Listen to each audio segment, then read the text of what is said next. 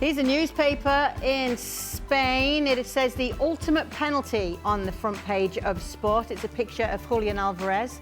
Disallowed that penalty in the penalty shootout against Real Madrid due to a double touch. We discussed it a lot yesterday. Let's hear what Diego Simeone's reaction was to the drama. ¿Ustedes lo vieron? ¿Ustedes lo vieron? ¿Qué vieron? ¿Pero qué vieron? ¿La tocó o no la tocó? Yo no lo sé, por eso digo que si le has preguntado a él. Yo digo que por eso te pregunto. ¿Pero la viste o no la viste? Yo vi la repetición. ¿Y qué viste? Cómo sale el balón rebotado. Pero por eso yo no lo tengo claro, por eso te pregunto si no tú tengas miedo. Si tienes miedo, porque después te van a No, yo te pregunto. Noble, si yo te pregunto, miedo. No, yo te pregunto. Cualquiera de los que está acá presente vio que la pelota la tocó 2 veces Julián, levante la mano. Yo te pregunto si ¿Quién levanta la mano? Vamos. ¿Quién levanta la mano? ¿Quién levanta la mano? Bien, ¿quién tocó la pelota 2 veces Julián? No la levanta nadie. Listo, otra Pero Julián, pregunta. ¿qué te dijo? UEFA have come out to make a statement on the disallowed penalty, saying although minimal, the player made contact with the ball using his standing foot before kicking it, as shown in the attached video clip. We'll show you that in a minute. Under the current rule, laws of the game, law 14.1, the VAR had to call the referee, signalling that the goal should be disallowed. UEFA will enter discussions with FIFA and IFAB to determine whether the rule should be reviewed in cases where a double touch is clearly unintentional. It really is ridiculous, right? It should be really straightforward. If you can definitively say he touched it twice, then you disallow the goal. If you can't definitively say he definitely touched it twice, then you have to give the goal. That shouldn't be that complicated. It really shouldn't be complicated. As you can see, our Madrid correspondent, Alex Kirkland, has joined us. He was at the game yesterday to witness all of this. Were you one of the ones who didn't raise your hand in the press conference with Diego Simeone, Alex? I was going to say, Kate, I was in that press conference. I did not put my hand up. It was great fun, actually, that Simeone presser. It was very entertaining. You could hear from his tone and see there as well. He was having some fun with it. He was laughing.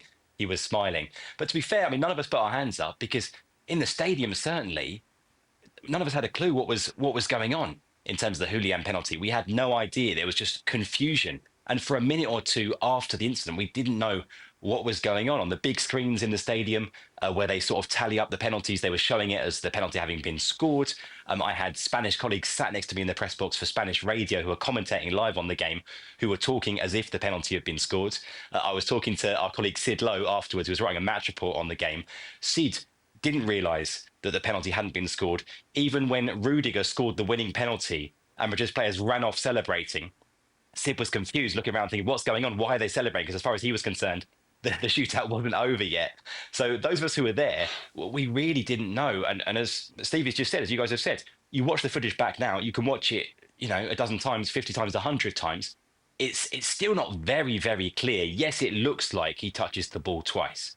But it's not very clear. It was yet another bizarre way for Atletico Madrid to be knocked out of the Champions League at the hands of Real Madrid. Not for the first time. It's happened a lot. Famously, they've never eliminated Real Madrid in the Champions League. And this was, arguably the most bizarre finale of any of those meetings, or certainly right up there. Atletico not happy about this, not just Simeone. The club as well asked for explanations from UEFA, as you heard in that statement. Today, they're still not happy with what they've heard. They don't think that sort of conclusive proof was there. They're calling this a misuse of VAR, but it is what it is. It's happened, and they're out of the Champions League once again. So that is the reaction then as well, Alex, to the UEFA statement. Like, how's that gone down, the fact that UEFA have come out, made this statement, added a video clip as well with the fans of Atleti? Yeah, I mean, I guess that it's not much consolation, is it, saying that they'll enter discussions with FIFA and with IFAB in terms of changing the laws or looking at changing the laws in the future. That's no consolation for Atletico Madrid right now. They feel like that in this case the laws weren't applied correctly. So it's no consolation whatsoever for Atletico. Like I say, they are not happy. I mean, they've got to really just get on with things, because at this stage of the season, there's no time to dwell on this. They've got a massive game in the Liga against Barcelona on Sunday. They cannot afford to spend any more time really thinking about this and talking about this. They've got to focus on that game, and that will be Simeone's message as well. But no, Atletico Madrid are not happy because they, and rightly so, I think they feel like they were the better team in this game, and arguably over the 2 legs as well. if anything, I don't know if you'd agree, but this feels almost like one of those things where it's like, is the dress white and gold or is it blue and black? You know, like people are so divided by it, but essentially it's only one thing. And for me, I think he's touched it twice. It looks like he's touched it twice. And I think it's a good spot by the video assistant referee, which gets them into criticism. But I think they'll be praised and championed within their community because I think that is the right call.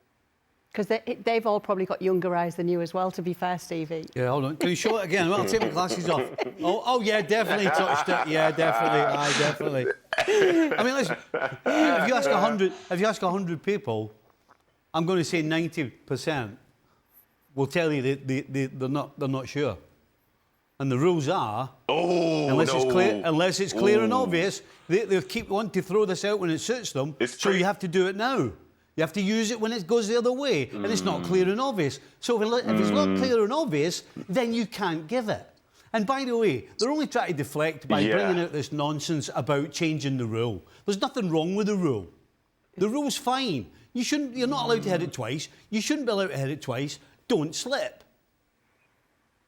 I mean, these things are common sense. I'm not convinced by that, to be honest. They're common sense. There's nothing wrong with the rule. And if you can't see it properly, you can't disallow it. See, this is the problem. Like, Simple. I see it clearly. Like, I can clearly see he's touched it twice. My whole point is I'm not sure what I'm saying because it's not clear and obvious. Right. And that's why it should have been given.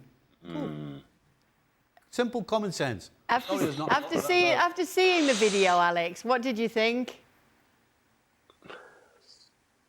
After seeing it multiple times, watching it in slow motion, frame by frame, over and over again, yes, it probably looks like to me there are 2 touches, but it's very, very difficult to identify. I'm amazed that in the limited time they had, the officials were able to identify that and make that call. I think that is really, really remarkable. And it's very unusual. It's very rare. I think Simeone was saying afterwards he couldn't remember another incident like this. There have been some, people have gone back to clips of, say, Messi taking a penalty in the World Cup and that kind of thing that didn't get called out.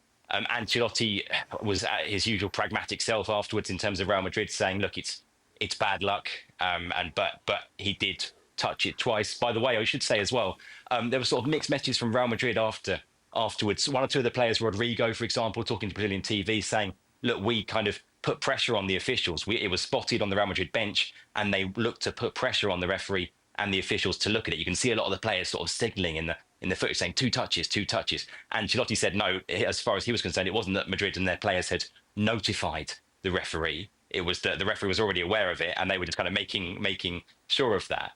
But that was interesting, going back and looking at that footage as well. You can definitely see Mbappe and Bellingham, a number of the Real Madrid players, really being quite insistent to the referee. Look at it. There were 2 touches. So they on the Real Madrid bench, pretty much straight away, they saw something, even if the rest of us didn't. So that angle, Alex, right? So obviously we didn't see that angle. No, last night. What we saw was every angle but that one. So are you telling me that the VAR, that was the angle they saw 10 seconds, 30 seconds, a minute after the penalty was taken? Or is it taking them hours upon hours to search through all kinds of footage to try and get something that they can go, yeah, I definitely hit it twice? Is that how? Can I take this one? Yep. So I don't know if that this we is don't know, but what we can say, of course, is that sorry, go on. No, go ahead, Nedum, and go ahead, Nedum, and then Alex can come in after that. Okay, so if in UEFA competition maybe it's different, but in the Premier League, the way that they do it is that all the angles that you see on the broadcast, they're great, but the video assistant referee has more angles and they don't always share them to the TV broadcast. So sometimes as viewers, we think we're seeing what they're doing in real time, but in reality, we're not. The footage that they see is what they need to be definitive, because not every angle can be broadcast from a sort of TV perspective. So the stuff that they've brought out to show this, that's what they would have looked at yesterday. And maybe there are more angles as well, but in reality, sometimes we believe that we see it through their eyes, but in reality, we don't. They've got far more at their disposal to be able to make the decisions that they make, which are tough decisions. But again, like, you don't think it's clear and obvious, but they've seen something that made it clear and obvious. And a lot of the time, we don't get the chance to see that. And I think, in my opinion, maybe the audience deserve more to be able to see those angles, but there'd be a reason why they're not showing them. But this is common practice within the Premier League, at least, anyway. Alex? Yeah, I was going to make exactly the same point. It's the same here in Spain. Exactly the same thing applies, where the pictures that we are seeing are frequently not the same pictures that the VAR are using. They have access to different camera angles, more camera angles. So just because we haven't seen something that it's easy, of course, to presume that it doesn't exist or that it wasn't available at that time, but that's not necessarily the case. Okay, so we already heard the law mentioned, so let's show you that law that they say that they will be discussing. 14.1 procedure. The ball is in play when it is kicked and clearly moves. The kicker must not play the ball again until it has touched another player. At 14.2, if after the penalty kick has been taken, the kicker touches the ball again before it has touched another player, an indirect free kick is awarded. Alex, do you think that they're going to be looking at whether UEFA do follow up on this and do go on to continue to discuss this rule and this law here? I mean, let's see, because it's a very non-committal statement. You know, it's not a promise to make changes. It's saying we will look at discussing this with the relevant authorities. And it's worth saying, you know, it's not UEFA who make the laws of the game. It's not UEFA who change the laws of the game. It's IFAB, as they referred to in their statement. And they're the ones who are the sort of the guardians of the laws of the game. Any changes have to be discussed, proposed, ratified, trialed. It's a long, drawn-out process. So this feels a bit like, to me, UEFA, you know, trying to give Atletico something, saying, okay, look, we accept that this is a bit weird. You know, there's no kind of advantage gained by Julian in this instance. It's not like he's taking a touch and then taking another touch, which is what the law is kind of supposed to be all about. Maybe we do need to look at these involuntary incidents in the future. But yeah, there's no commitment there at all. And there's no idea of how long this might take and if indeed anything might change in the end.